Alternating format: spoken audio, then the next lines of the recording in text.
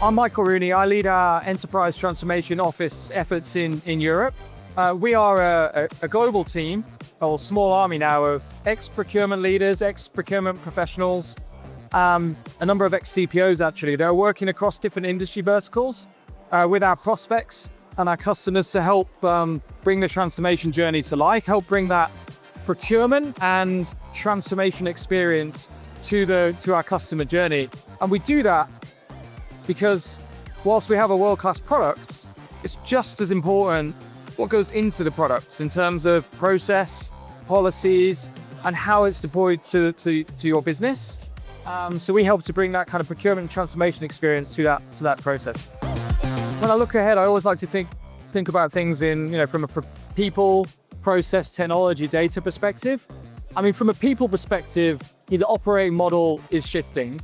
It's definitely moving away from this traditional sort of top-down mandate type approach, much more towards a business-centric type approach, where it's going to be critical to focus on like the end-to-end experience for the business requesters.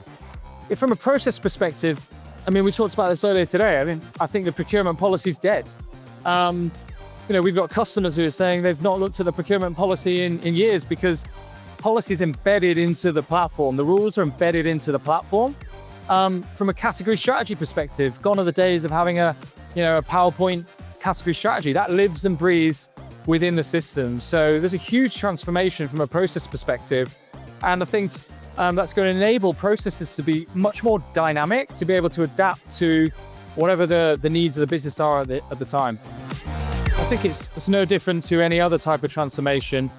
Important to think about those things I mentioned earlier around like people, process, technology, data, but really understand your current state, understand that business pain and build the relationships with people that have got that business pain. Be able to quantify that so you can really understand the scale of the problem and then start to think about what you're trying to solve for. What are the strategic anchors that you're aiming for in your future state? When it comes to designing the future state, I think this is a huge opportunity to think about how can you do things differently in light of the technology that's available to you, in light of the fact that AI can now do a lot of the work. You have to re-engineer your processes. Take this opportunity, re-engineer those processes, and then prove value fast. So start small, prove value really fast, and then scale quickly. I think that's the key to success for our most successful customers.